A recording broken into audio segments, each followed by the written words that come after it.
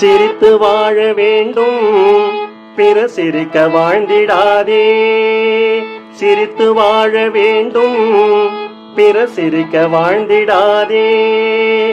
உழைத்து வாழ வேண்டும், பிறர் உழைப்பில் வாழ்ந்திடாதே. உழைத்து வாழ வேண்டும், பிறர் உழைப்பில் வாழ்ந்திடாதே. சிரித்து வாழ வேண்டும், பிறர் சிரிக்க வாழ்ந்திடாதே. உழைத்து வாழ வேண்டும், பிறர் உழைப்பில் வாழ்ந்திடாதே அப்படின்னு சொல்லக்கூடிய அந்த ஒரு வரிக்கு மிக பொருத்தமான ஹீரோ இவர்தாங்க. என் ஒரு துளி வியர்வைக்கு ஒரு பவுன் தங்க காசு கொடுத்தது தமிழ் அல்லவா அப்படின்னு ஒரு பாடல் வரிகளை கூட நம்ம கேட்டிருப்போம். இந்த ஹீரோவனுடைய உழைப்புக்கு எவ்வளவு தங்க காசு கொடுக்கலாம் அப்படின்றத நீங்களே யோசிச்சுக்கோங்க.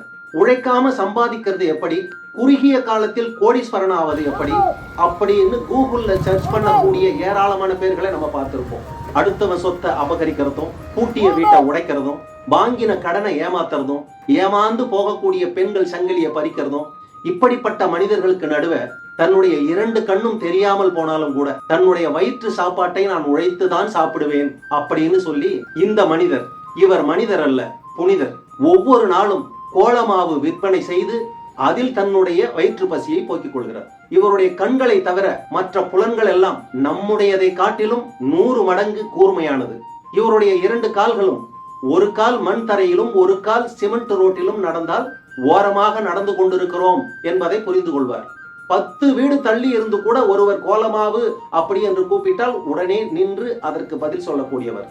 அவ்வளவு கூர்மையானது அவருடைய காதுகள். மக்கள் கொடுக்கக்கூடிய பணம் எவ்வளவு என்பதை தன் விரலினாலேயே தெரிந்து கொள்வார்.